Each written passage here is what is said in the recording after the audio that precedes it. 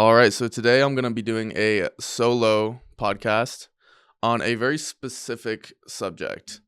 So I'm going to be talking about cultural conditioning, and specifically individualism, that flavor of cultural conditioning, and the impact that individualism has on our psyches, our experience, our sense of self, and how this individualistic culture that we're all living in right now actually contributes to this mass disease of the mind. We could call it the mental health crisis, but I think it goes quite a bit deeper than that, actually. It's our experience in very subtle, unconscious ways of reality. What is real?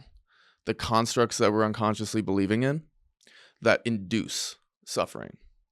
And so, first, I'm going to explain what cultural conditioning and individualism is briefly, sort of a little bit about where it came from, what conditions led to this belief system.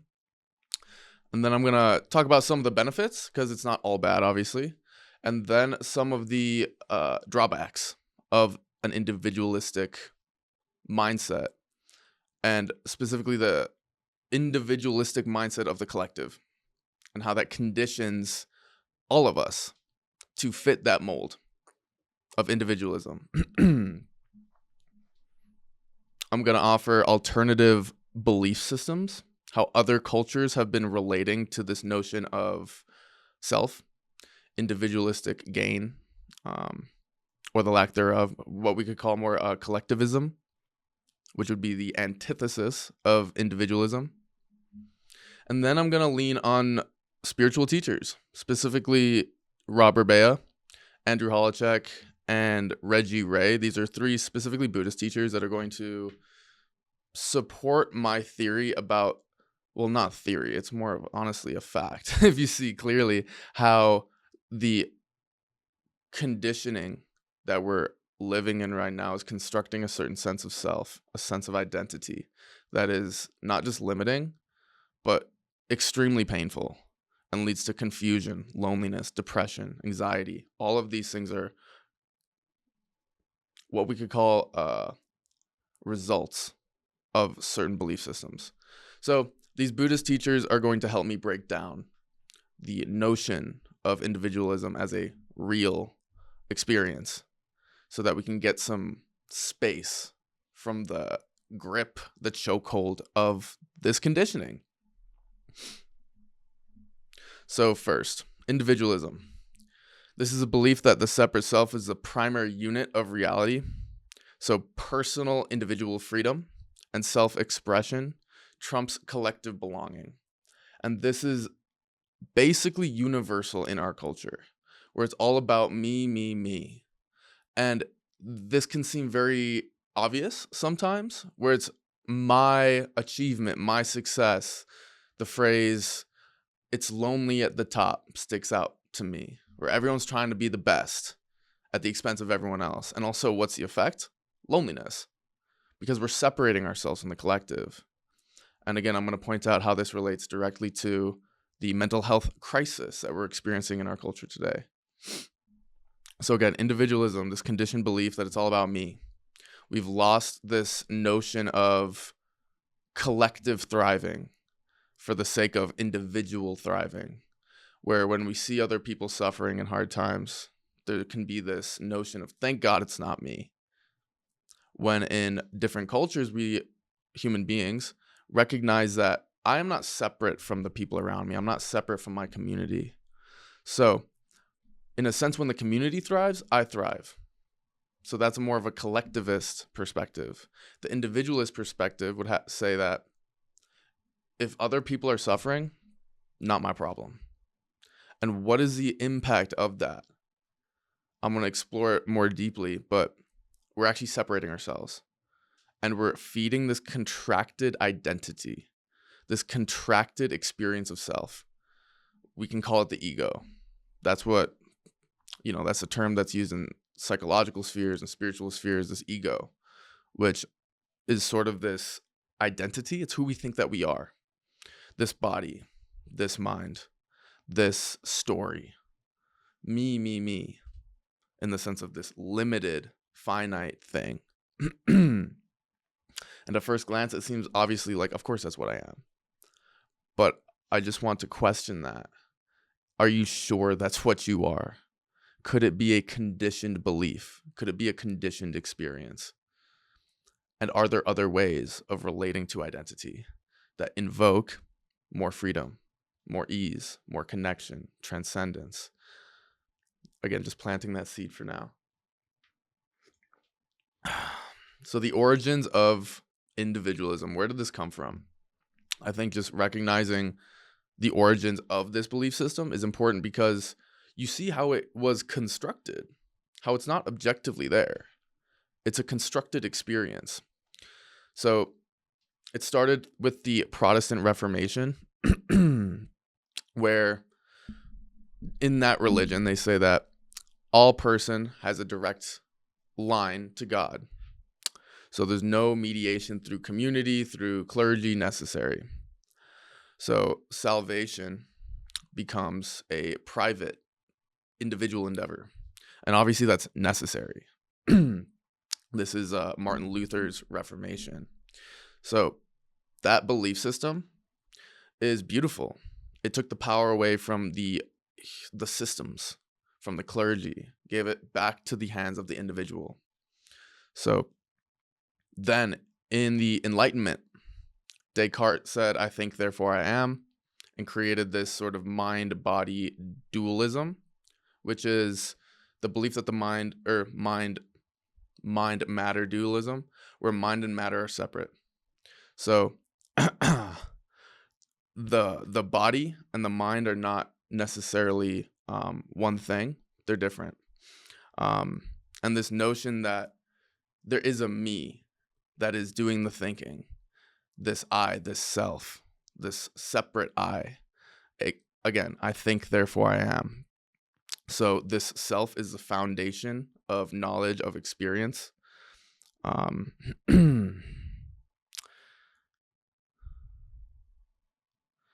in the myth, really the myth of the American frontier, so you can call it manifest destiny, this self-made man, very Americana kind of image, archetype.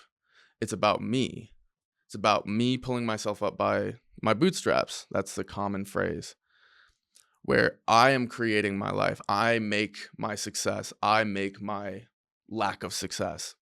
This notion that it's all wrapped around me. But really, is it? Because is my experience of, again, success or failure, is that only dependent on me? Because there are so many conditions, so many variables that are out of our control. Where is my success, or again, the lack thereof, my wealth or the lack thereof, is that only based on me and my mentality, my hustle, my discipline?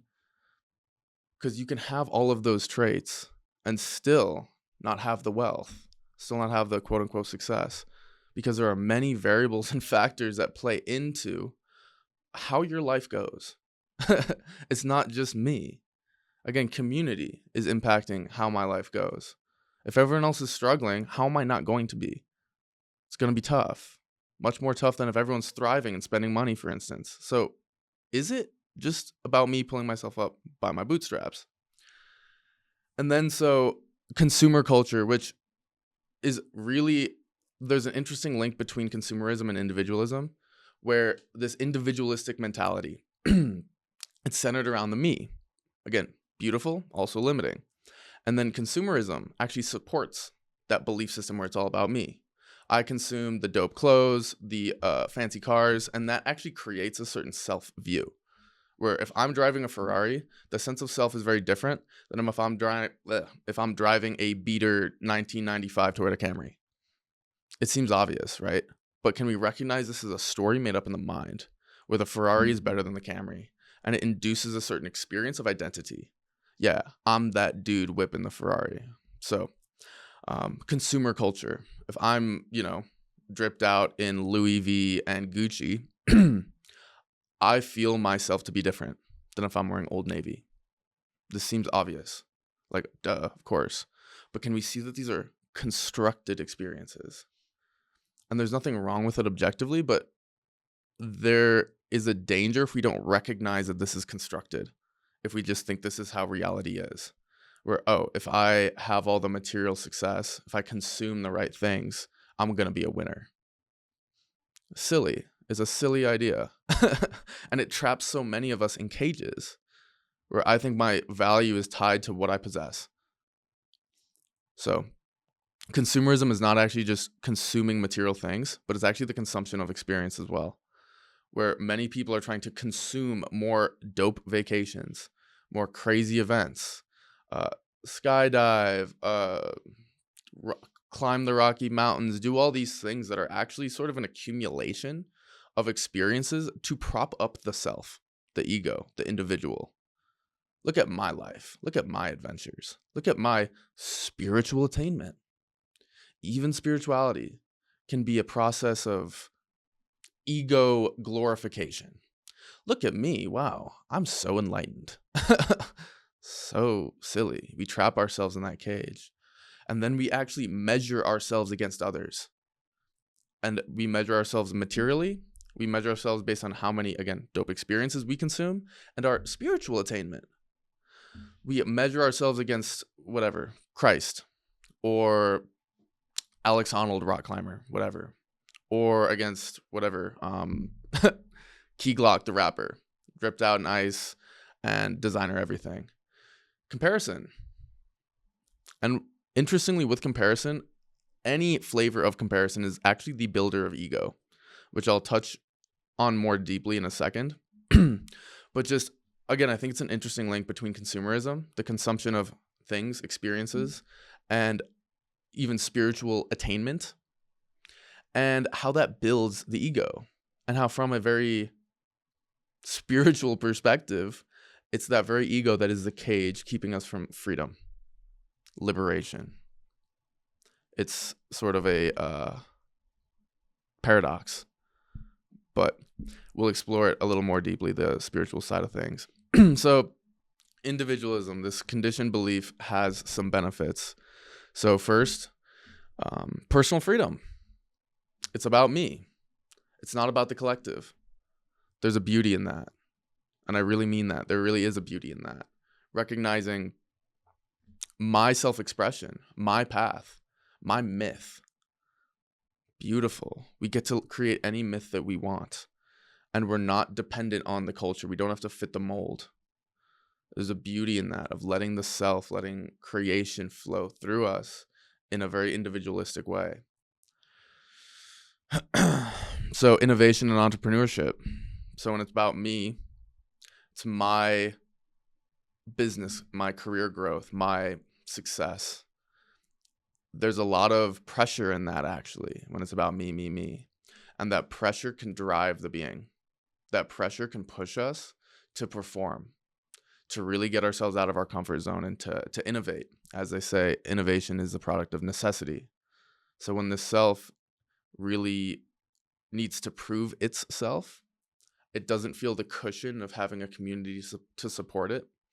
That sort of fire lit under your ass is going to drive you to do a lot, to perform well, to create businesses. So also, one of the products is freedom from oppressive traditions, aka older ways of being. When we can separate ourselves from the collective, we can come back to this personal reflection of, are these traditions, are these cultures serving me? Or what do I want?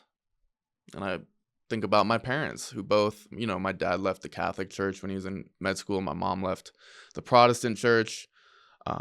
Pros and cons to leaving organized religion. But coming back to the self, the individual self, the ego, we get a lot of agency to choose. What do I want?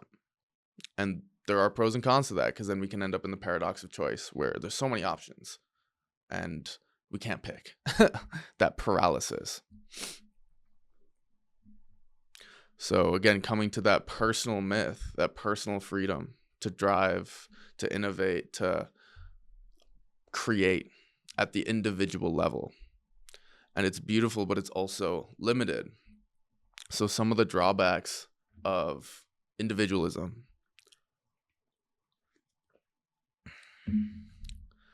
So first, loneliness. When I think that what I am, what is real, my real objective identity is just a separate sense of self, aka the ego, is I feel lonely. I feel disconnected from others. I feel like I'm this being that is trapped in this flesh suit and in this mind, and that's what I am. It seems universal. It seems obvious. Of course that's what I am. Again, can that be a conditioned experience? Because many spiritual traditions talk about the ego as a cage. It's keeping us from freedom. What pops out is non-duality, Advaita Vedanta. We want to see through the illusion of the separate self to connect with the larger self. Buddhism talks about anatta. That's the Pali word for no findable self, basically, where actually we can't find the self. It seems to elude us. The more we look for it, the more I can't find it. Like, is it this body? What happens if I lose an arm? Am I less me? What about my mind? I see that my mind fluctuates day to day. High, low, happy, sad. Which you is the real you? The happy version, the sad version? Am I the accumulation of my experiences? Because those experiences are open to infinite interpretations, actually. So, which interpretation of the experience created the me? Like, really, the more you dig for this real self, the more you won't find it. That's what the Buddhist tradition preaches. Christianity talks about empty yourself. Empty, so that you can be full of God. Islam says something similar about the annihilation of self, the annihilation into love. When we're rid of this finite, limited vessel, we are full of everything else. Everything that could be, in other words. And so there is this knowing about the limitation of ego, about believing that what I am is a separate, isolated self. It hurts. You can feel it. And I'm going to explore sort of the mechanisms that construct this notion of self. And then I'm going to deconstruct it to see, if we can touch into something more expansive, more liberating, more free, and some might say real.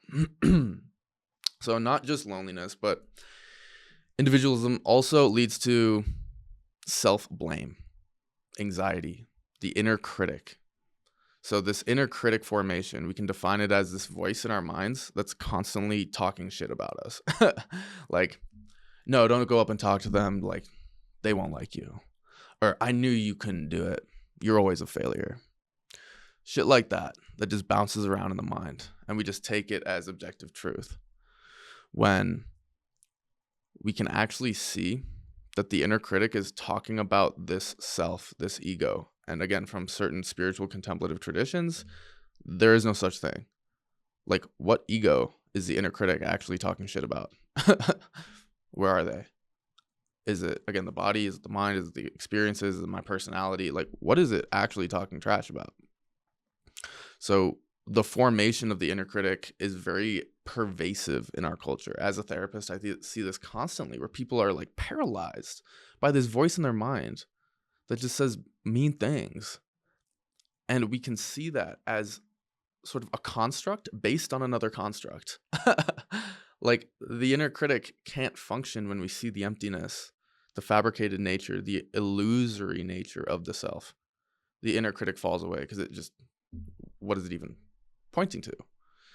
So the inner critic and how that has become ubiquitous in our culture, universal, how that's linked to anxiety, depression, how that is linked to people being paralyzed in life because of this harsh inner voice that is, again, rooted around this ego, this separate sense of self, which is conditioned due to individualism.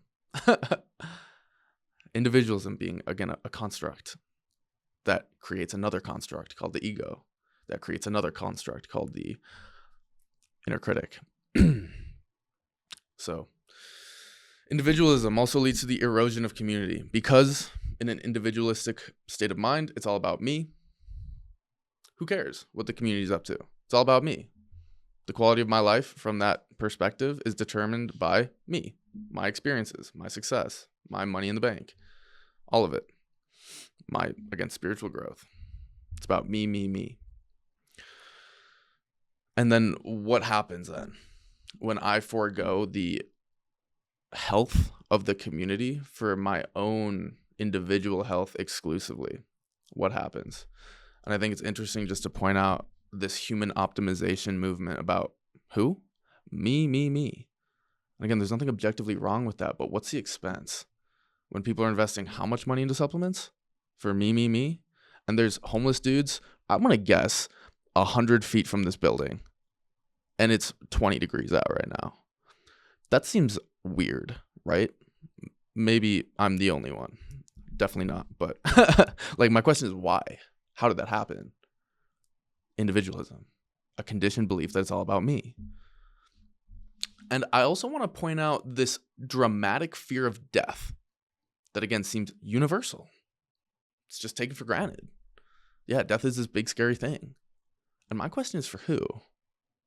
The me, the separate self, that is conditioned through individualism, and everyone just believes this is what I am. Me, this mind and body, unconsciously for the most part. And something profound happens when we start to loosen the grip of this ego, of this separate self, to act in service to the collective, to something bigger than myself, whether it's community or God or both, because I think it blends and weaves. The ego gets looser. The oppressive sense of self starts to dissolve. It just fades. It's not as relevant. So the problems associated with this self, my lack, my failures, they start to become less prominent in consciousness when we start to inhabit a different identity of something bigger. And also this illusion of death starts to fade in little ways and in big ways, depending on where you're at on the spectrum of identification between ego, solid separate self, and something much larger. Again, we can say community. We can also expand that to all beings. We can expand that to everything that is, was, and will be. And then we can also say, and none of that. There's a quote that I love by Nisargadatta Maharaj, one of the main non-dual teachers, recently, who said, "Wisdom knows that I'm nothing. Love knows that I'm everything. Between the two, my life flows." What an expanded identity. What do you think death was for that human being? I mean, I wouldn't even call him a human being. I don't think he'd call himself a human being. What is death to a being inhabiting that view? I doubt it would be anything close to our experience of death, of the end of everything that I am. That kind of experience of death is linked to the unconscious, unquestioned belief that what I am is mind and body, which is actually unfounded. Prove it. Prove it. Is it because you feel like that's true? That's not going to be proof for me, at least. Because the mind can fool itself in really amazing ways, actually. So I want to talk about death and ego a little bit more later in this recording. But also what we could talk about is the sort of tragedy of the commons. So this is something I learned in undergrad, which was environmental science. And there's common resources like fresh water or like timber, trees. It's like a shared resource. And because it's a shared resource, there's this tragedy where people like misuse it and take too much, and like because it's just accessible to everyone. So I think the rise of the climate crisis and the inability for the collective to actually even look at it. We can't even look at it because it's all about me, my small little life. And maybe I'll just make a bunch of money and get famous and fuck everyone else, including my kids who have to deal with this shit.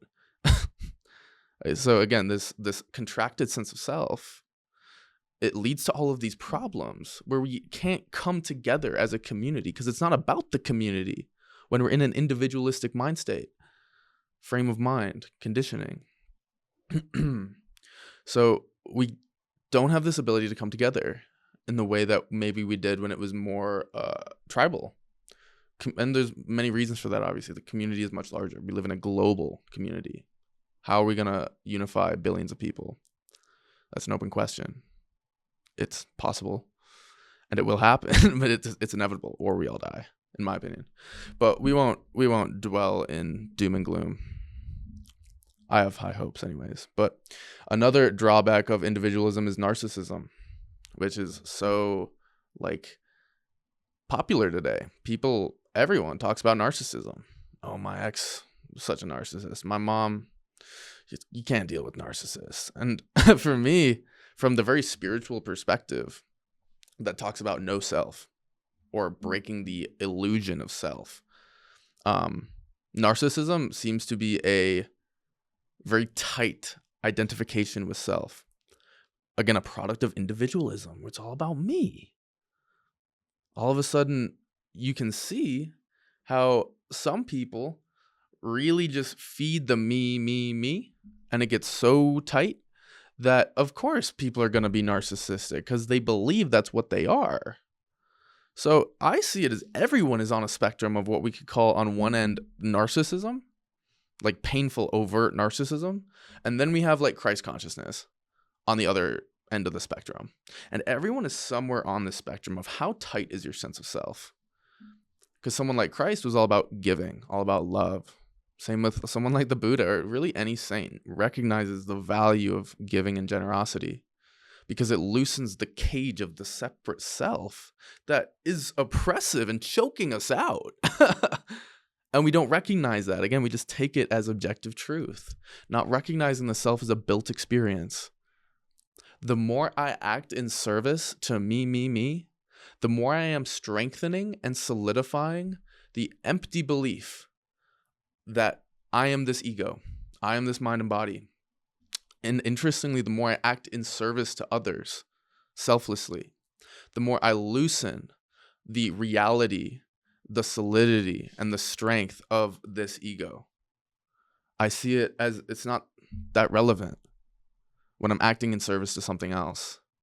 And I'm saying this because we can recognize how the mind is constructing this subtly. We're constructing the illusion of a separate self and ego, or the lack thereof, through how we act and engage with the world. So there's a lot of potential here. Recognizing my problems, my trauma, my death, my lack, my failures, me. The more that we give selflessly to others or to God or whatever, the more those problems fade. They're just not relevant in the same way.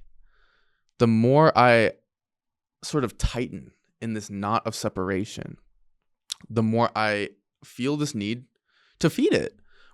We can also say this ego is synonymous with suffering, because the ego, the separate self, is inherently unstable. Something in the heart actually knows that the ego is a conceptual, built construct. It's not real. And that ego is inherently unstable. It's like a house of cards. It's waiting to fall. And we build these stories about, oh, I'm a good person. I'm a success, right? Right? As long as I'm a success. And then we build this story where I'm a good person, whatever. And then we have to support it with all this proof and evidence. Where if you're just honest, there will be experiences that say, sometimes I'm not the best person. Sometimes I get angry. Or sometimes I do feel like a failure. Sometimes I feel like I can't do it. And what happens to that sense of self? The house of cards collapses. And it can be this big existential crisis for somebody. Who am I? That's a great question. So when the house of cards collapses, that's such an opportunity to let go of that self for good and not build a new experience of self. Because usually that's what happens in these death rebirth experiences that people undergo, where the ego, it's sort of like a snake shedding its skin. The ego is outgrown, and you're like, that's not who I am anymore. You have this death experience where you lose a job, you lose a partner, whatever. You go to India or Thailand and you find yourself again.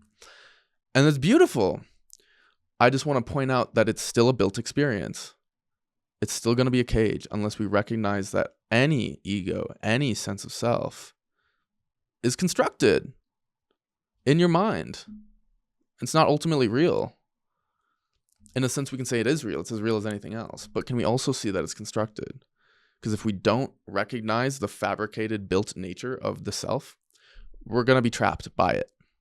So this is an invitation to deeper freedom, letting go of that self that is a cage, literally like a prison, to step into groundlessness, where I don't need to solidify any narrative of who I am. Then ask the question, who are you then? Infinite, groundless. You can't define it. I am whatever I say that I am. And no one can say otherwise. Because we're all made up, fabricated, built conceptions. Anyways, drawbacks of individualism. So narcissism and anxiety. And if you pay attention to the experience of anxiety, it's wrapped around what? Me. Always. It has to be. And obviously, anxiety is not inherently wrong. Anxiety can be a great motivator, but it can be oppressive and painful.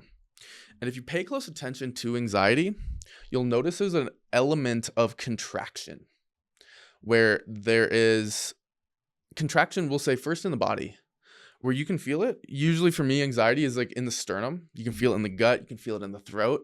Because what's happening is the energy body that we all have, when it's expansive, you don't really feel it. But through fear resistance and generally what we'll call contraction, you can feel it tighten to the center of your being. And you feel anxiety where? In your center line. Somewhere. Maybe you can have tingling in the hands as well. But usually there's a prominent experience of some tightness in that in the middle of your being. Because the energy has contracted and tightened. And when energy gets tight, it gets dense. And it's no longer free flowing. It's tight in the center of your being. So when we have that anxiety, not just the body contracts, the mind, the psyche also contracts simultaneously.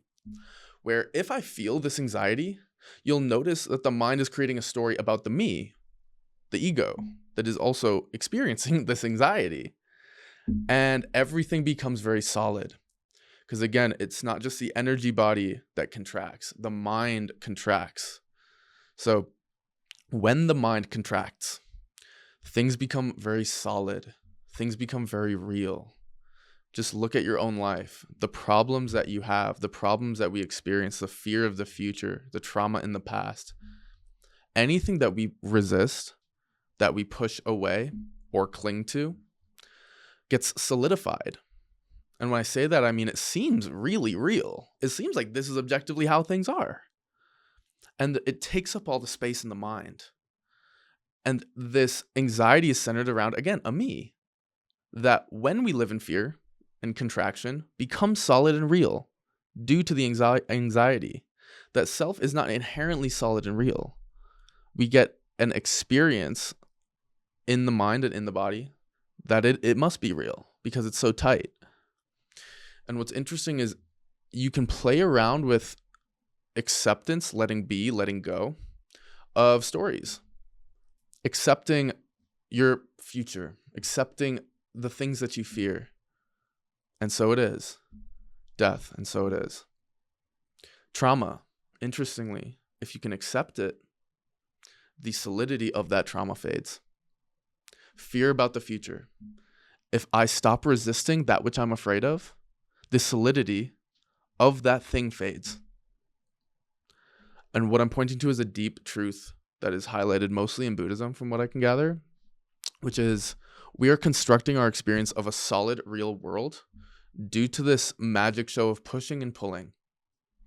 I push away pain. I push away experiences I don't like, embarrassment, awkwardness. I push it away, and it becomes more real. And interestingly, it's through the pushing away that I create a real experience at the level of my perception, not objectively real or solid. But I'm constructing, molding an experience through my degree of resistance. So if I stop resisting, like many spiritual teachers talk about, just let go, let it be. The solidity of problems, trauma, fear, and the world itself fades. Again, I want to say that again. If I can accept, love, be with, and allow life, my experience, my trauma, my fears, all of it, even my sense of self, if I can accept it completely as it is, it all fades. It becomes less solid, less real, and thus it becomes malleable and workable, where I can construct a new narrative about the trauma I experienced in my past. Where, for example, maybe my dad beat me, or I had a terrible car accident. And I had to have those experiences to build resilience, to show me my path, instead of that victim mentality where why me? The why me is built on resistance. And the more I hold that victim-y mindset, the more solid and real my trauma is at the level, again, of my perception. In a sense, we're creating it due to our relationship to those experiences. And when I can accept my trauma, all of a sudden the stories become malleable, and I can create something that evokes confidence, freedom, deep meaning, actually, out of the same suffering, the same experience.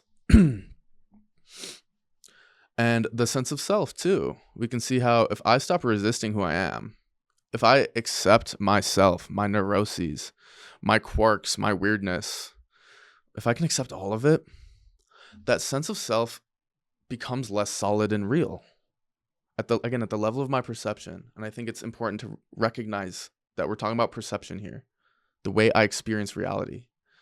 We often think reality is just out there and I'm just taking it in. We are co-creating it. And that's what we call perception. How the mind is constructing these things like a solid separate self or the lack thereof.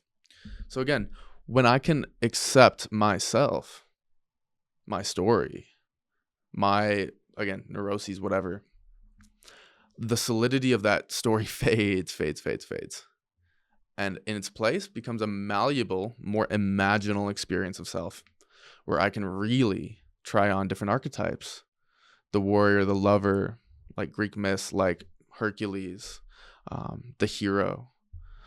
Any of these things can be you when the sense of self has become more malleable. How? Through love and acceptance. It's so trippy. So again, individualism, because that is the main point of this talk, separates ourselves from that. It convinces us, it conditions us to believe in a solid separate me. And that me, that ego, is objectively real. And when we create a real ego, a real sense of self, life becomes hard. There's lots of other solid experiences that make the ego better or worse. It measures itself against others. It measures itself against good days, bad days. This measurement is constructing that experience of a solid separate ego. So it's sort of this feedback loop. And I'll get into that in a second, actually. So first I want to talk about the mental health crisis. So we have a crisis in our country, in our society, in our modern individualistic society. And it's heartbreaking to see. Well, let's just put it like this. I have some stats here to say 1 in 5 Americans are currently being treated for depression in 2025. I guess technically it's 2026, but 1 in 5 Americans. 1 in 5. How did that happen? How are we so broken? How are we seeing the world in a way that is constructing that experience of depression? What is our relationship to life? What is our relationship to spirit? What is our relationship to self, to the cosmos? And could that relationship to creation have something to do with the fact that 18% of adults are being treated for depression? Something's not right. You know, from a very zoomed out lens, you could say, okay, everything's perfect. Yes. But the way that we're seeing things is inducing suffering. Again, the suffering is not objectively here. the way we are seeing things is inducing suffering. And I think a big part of it is this conditioned belief of separation fed by individualism. Anxiety. So it says 11 to 18% of adults have an anxiety disorder in a given year. So again, about 1 in 5.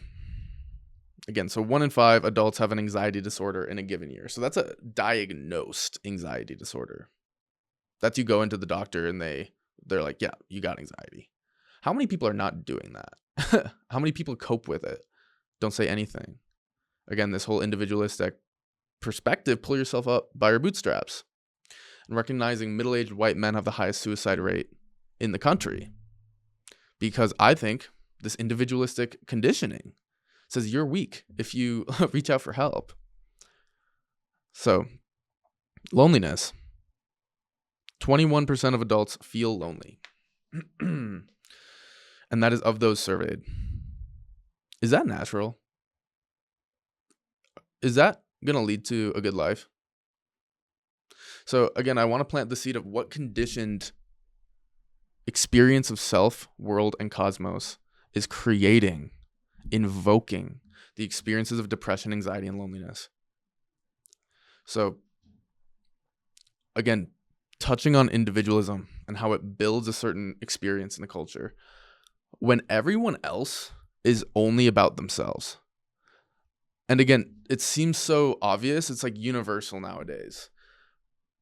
But what's the outcome of that? Of people only, taking care of me and maybe my immediate family. It's isolating for everybody, for them and for you. Where when you're conditioned, when you grow up in a world where everyone's just looking out for themselves, you're like, I guess I just also need to contract and only care about me. And I'm so curious what happens when kids grow up in that hyper individualistic culture. And it literally, like, I could cry because it literally breaks my heart to think about 13-year-olds killing themselves. What the fuck? That's an indication the culture is sick. They're conditioned into hell. It's heartbreaking. And is it objectively the way that things are? What is our way of seeing the world and relating to ourselves and each other that is invoking a hellish existence? And that's an indication when the kids are suffering immensely. Some say that when you're born, you're a blank canvas and you just kind of absorb the world as it is, as we experience it. We absorb the conditioning. And when we absorb this current conditioning, let's just look at the data. It's brutal. And is that a world you want to live in? Is that the world your kids want to live in? You want your kids to live in? And in a very zoomed out spiritual sense, when my sense of self is very expansive and I see myself as everything and everyone, who is suffering? Who is suffering? You. The way I put it, the same seer who's seen my life, sees this body, experiences these feelings and emotions, is the same seer that sees your life, sees the kids' lives, the starving people across the world, the people, the innocent people dying for no fucking reason. That's you from an expanded lens of self.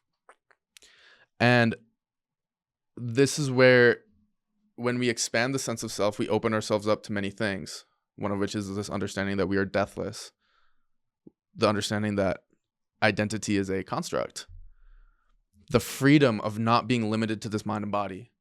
And also, when you have that expanded sense of self, you open yourself up to the suffering of others and the suffering of the world.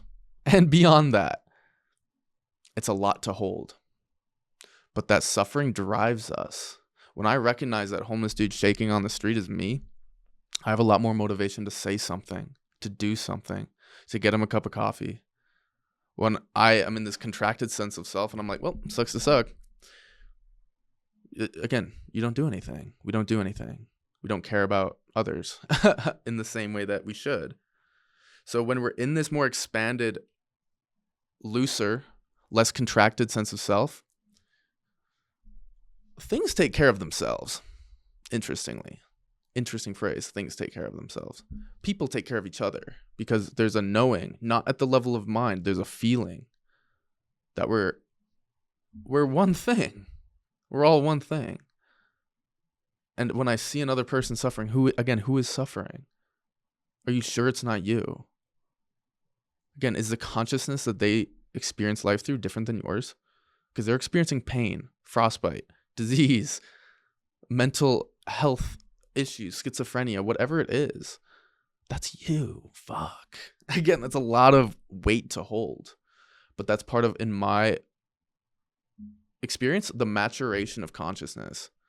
Recognizing we're playing an infinite game here of learning how to love and expand the sense of self to include more. Usually we limit it to the nuclear family or even sometimes just ourselves. And that's an oppressive cage. And we realize over time it's much more pleasant to expand the sense of self, to include more people, to include more of society, more of creation itself, maybe even non-human beings. That includes animals and plants and the rivers and the mountains. Are you sure that they're not you? So this is so beautiful. I'm like tearing up saying all this stuff because it's like it's really changed my life to just see things like this. So I want to then point to some alternative ways of being that exist in other cultures. So in Africa, there's this philosophy called Ubuntu. And there's a proverb that sort of says, or saying that is, I am because we are. Again, I am because we are. Beautiful. I can't separate myself from the we. The me is a product of the we. In other words, my individual self is a product of the collective. Seems obvious, right? Like, of course. Of course. So, Archbishop Desmond Tutu said, a person is a person through other persons. And if you just examine who you think that you are, who I am is or exists relative to others. How others see me, my relationship to others, my community, my relationship to God. Who I am is a conditioned relationship with all of creation. And have we forgotten that? And what's the outcome? The fear, the pain, the loneliness, the depression, the suicide. It's an indication of something. And it's deeper than something SSRIs can fix. Period. So in Japan, there's a more collectivist perspective on self and community. So the group takes precedent. The community takes precedent. That means the family system, the community, the nation takes precedent over the self. You could see this like in the way that the Japanese would fight even in World War II. Look at like a kamikaze plane. Like, okay, so there's an individual who's going to fly a plane into a battleship. They're dead 100% every time, whether they hit it or not. Why? Because it's not about them. It's about the collective. What a beautiful way to die, too. Like, honestly, serving something bigger than yourself. Beautiful. A beautiful death. So again, I'm curious, what's the impact of that collectivistic culture on the individual psyche? For me, I can even feel into it right now. It's not about me. What a fucking relief. Because the trauma, the lack, the failure, the never enough, it's oppressive. And again, when it's about something bigger than myself, those problems start to fade out of conscious awareness. And all of a sudden, I'm a part of something bigger. My life is in service to the family unit, to the community, to, again, the nation. And again, so we can expand that beyond just nationalism to the species, or even, dare I say, creation itself, meaning everything that is, was, and will be. When I act in service to that, things open up. It's not about me. It's about creation. And what a much more, in my opinion, beautiful myth to inhabit. What happens to death when this life is teeny tiny compared to humanity, the earth, the cosmos itself? It's a much more potent, beautiful, in my mind, beautiful myth, much more expansive, much more freedom, transcendence, peace with this finite form, recognizing that's not even me, and that's not even really what I care about. I care about the collective. And what happens as a species when we, or at least a large group of people, start to live like that? Bro, things take care of themselves. Again, things take care of themselves. What about wealth inequality? How would that pan out if we recognized we're all one, all of us? When we recognize the beauty and the freedom of a myth that is bigger than the individual self, where the people with all the money could taste a little bit of that freedom of, damn, like, it's great to own the entire world, Elon style, but you know what's even better is giving it all away. Weird, huh? Weird. Again, what do you think the quality of life of Jesus Christ or Siddhartha Gautama, the Buddha? What do you think the quality of their experience was? I always wonder that. If I could just take 10 seconds in their being, I just want to taste how beautiful that was. And we can. That's the thing. We can. The Buddha was always like, I'm not a superhuman. Come see for yourself. He would always, the Pali word is ehipassiko. Come see for yourself. I'm not different than you. The Christ, a human being in some sense. We can attain that. And I want to say that, again, we can attain that. Be careful about the narratives that we play. I couldn't be the Christ. I couldn't be as enlightened as the Buddha. If you say so, yeah, and so it is. Because you've made a reality where that is not actually possible. Where you can't be as free as Christ or Buddha. If you say so. So be careful about the limiting narratives, really, whether conscious or unconscious, because we can be that free, all of us, individually and collectively.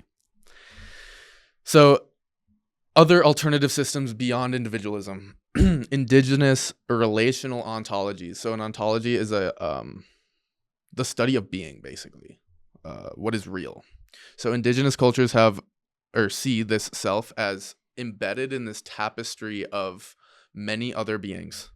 In an animistic way, can mean the animals, the bears, the deer, the insects, the plants, the trees, the rivers, the mountains. These are all brothers, sisters, ancestors. There's a certain experience that is invoked through that ontological view, where, again, I'm not separate from, the four-legged people, as I think certain tribes would say, in, regards to animals. Still people, just with four legs and faces that look different than ours. And that worldview invokes this vast relationship where I'm connected with everything. I am a reflection of everything. I am, again, who I am based on everything else. And starting to build that relationship with the forest, with the mountains, with the rivers, with the animals, where I can speak to them and answers come back, maybe not in the form of language, but where we can build real relationships. And this notion of philosophical materialism, where matter is what's real, everything else is just made up in your mind. You sure? Because when you believe that reductionist materialistic view where I'm reducing reality to one very lifeless view, materialism. It's all random chaos of just protons, neutrons, or electrons, just spinning through space, and it's all dead matter. There's no intelligence here. That's one of the views of modernity that is deeply oppressive to the soul, where I construct that world often unconsciously, or again, it's conditioned into us, and it hurts. The soul is like, this can't be it. And again, these indigenous ontologies of animism reconnect us with everything. Where just because it's a tree doesn't mean I can't have a real relationship with it. And people in our culture might think this is crazy, or you're crazy. Really? Because I think 1 in 5 people depressed is fucking crazy. I think 1 in 5 people anxious is crazy. I think kids choosing to end their lives is crazy. Are we sure that animism might not be more healthy, more innate to the human psyche? So the last belief system, alternative belief system to individualism, is this Buddhist notion of anatta. And I smile saying this because it's been so profoundly transformative for me. So anatta, this is a Pali word for no self, or no findable self. So the separate permanent self is an illusion, aka the ego. So what's interesting here is Buddhism does not claim that there is, no self. So there's a nuance in this, where there's a story about the Buddha himself where someone came up to him and was like, hey, so Buddha, there's no self, right? Like the self is an illusion. It's completely non-existent, right? And the Buddha just sat in silence. He didn't answer. Dude eventually just walks away. Later in the day, another guy comes up and says, so Buddha, I experience a self. I feel it. There's a me, obviously. So there is a self. And the Buddha sits in silence and he doesn't answer. And eventually the dude walks away. And then Ananda, his main attendant, walks up to the Buddha and asks, so why didn't you answer their questions? And the Buddha said, if I were to tell that man that there was no self, I would be deluding him, misleading him. And if I told the man that was claiming that there is a self, that he's right and that there is truly a self, I would be deluding him and misleading him. So this is the nuance. This is the profundity of the Buddha's teachings, honestly, in my mind, which is, yes, there's a self. And also there is no self. So the mind kind of glitches out trying to logically comprehend that. But both experiences are constructed, we could say, due to certain qualities and conditions being present in the mind. Again, how much clinging or resistance, push and pull, is present, because that push and pull is going to construct a self, and we feel it to be real. So yeah, sure, at one level, at one relative level, there is a self, and it's real. Duh, we don't want to disregard that. It seems like obvious. But at another level, we can see that the sense of self is constructed, built on stories, narratives, assumptions, cultural conditioning, the me, the anxiety, the push and pull. So really, we can also make the very valid claim there is no self here. It's a construct. So the freedom is in recognizing that it's both, and in another sense, neither, in a more ultimate sense. So, yep, no findable self. And what's the implication of that? Many things. One is, depending on the school of Buddhism, it's that recognition of no self, no findable self, or the emptiness of self is, I guess, a better term, that leads to deep freedom. What is death? What is lack? What are my problems? What's the self that could possibly experience those things? It's not here. Shit. Okay. I guess we're good. I guess we're actually really good. Because again, the mind creates those stories of anxiety, those stories of lack, depression, confusion, separation. And then we suffer. And the suffering is largely built on this foundation that we can call belief in the reality of self. All of the struggles of me are built around this thing that doesn't really exist. There's a quote by teacher Wei Wu Wei, which is something along the lines of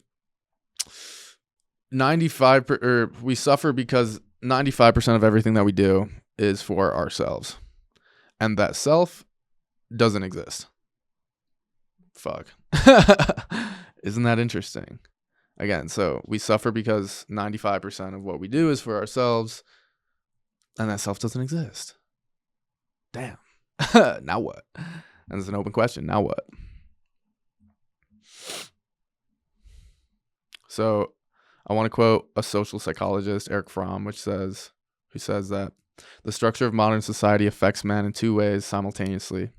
He becomes more independent, self-reliant, and critical. And he becomes more isolated, alone, and afraid. Again, so the structure of modern society affects man in two ways simultaneously. He becomes more independent, self-reliant, and critical. Those are good things, in the right dose. But he becomes more isolated, alone, and afraid. Because it's only me. And we're trapped in this illusion. So again, just to point out the negative impact, the destructive impact of really believing in the illusion of self. So this is Tim Kazzer.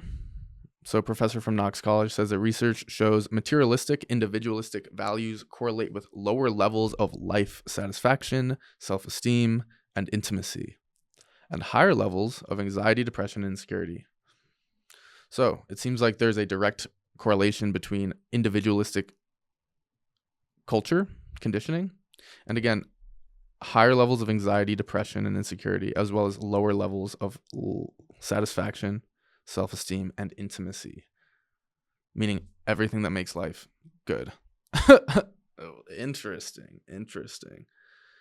So again, the pervasiveness and the universality of individualism makes it hard to see sometimes, but I just want to point out the impact of this, again, empty, constructed belief system.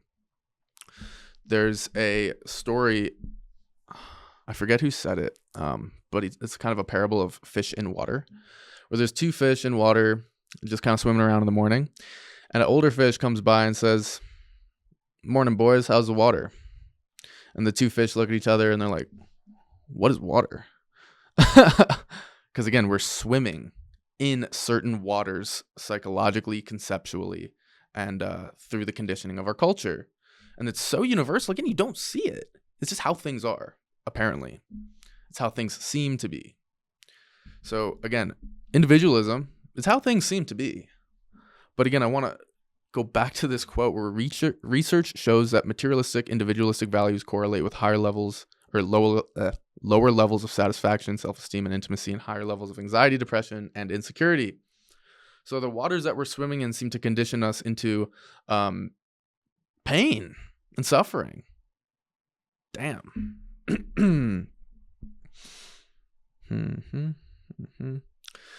So I want to now cite non-dual teacher Ramana Maharshi, one of my main influences, one of my favorite teachers from the non-dual school. He says your own self-realization is the greatest service you can render the world. So your own individual self-realization.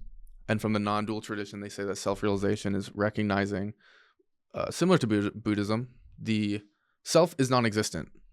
It's not what we think that it is.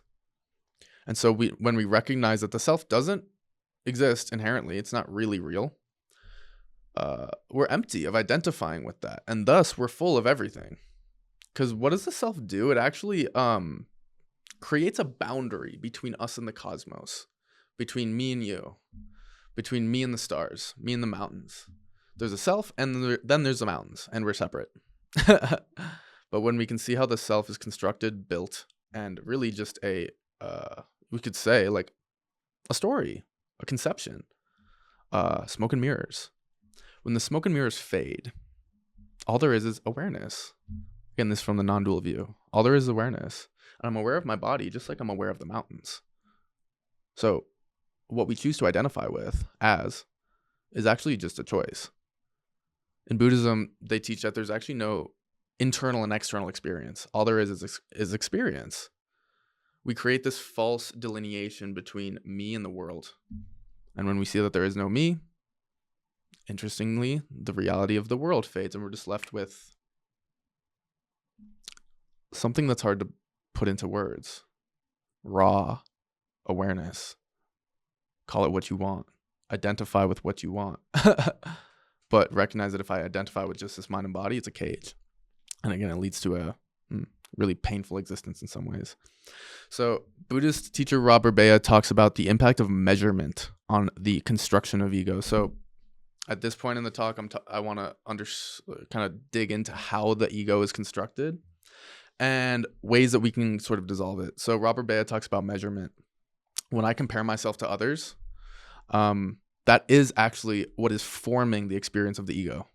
Any sort of comparison, when I'm better than another person or when I'm worse, we can ask the question, who is better or worse? It has to be a me, aka the ego, whatever you want to call it. So when we start to measure ourselves against others, again, you can see even in the language, I'm measuring myself. Myself is now exists in comparison in relationship to other people, and if I'm better or worse than them. And that strengthens and solidifies the illusion of self. Because again, it's perception. It's just in your mind. Measurement also in the term or in the sense of like the quality of my experience. When I measure my day right now, is today a good day or a bad day? Is the ego feeling good or bad this week, this year, this hour? When I'm measuring my present experience against my really just perception of the past, that is also constructing a me that was happy, a me that was sad, a me that's doing better now, a me that is not doing better now.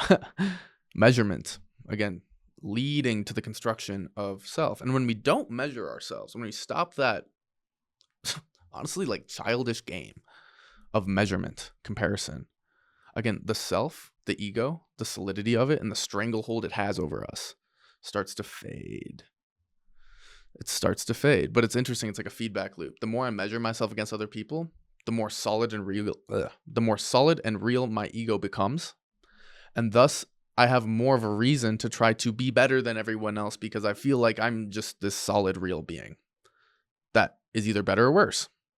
So it's sort of like a feedback loop, again, based on measurement. So Andrew Holacek talks about this notion of contraction as the builder of ego. Andrew Holacek is a Tibetan Buddhist teacher. Robert Bea is a sort of an insight teacher who, I'll just leave it at that, an insight teacher, meditation teacher. But Holacek talks about this notion of contraction, where ultimately consciousness is vast awareness. It's open, spacious, completely relaxed. And contraction builds many things. If you pay close attention, you'll see the mind is actually contracting around stories. It's contracting around this thing we'll call like a coffee mug. The mind shrink wraps it and identifies it. This is a coffee mug. Okay. So the mind has contracted open, spacious awareness onto this thing. So that contraction also happens with the self, where the mind actually, out of the vastness of conscious awareness, contracts around certain things. And that contraction, again, it does many things. One of which is it solidifies experience. It makes it real. Another thing is it actually creates suffering. So I don't have as much time as I wanted, unfortunately, but I want to touch on a really interesting point to end, which is that Buddhist teacher Reggie Ray talks about the ego as a trauma response, where the ego, the sense of self that we experience, exists due to fear. Again, when we experience fear, you feel that contraction in your body and in your mind, and you solidify the experience of a me that is afraid of something like death.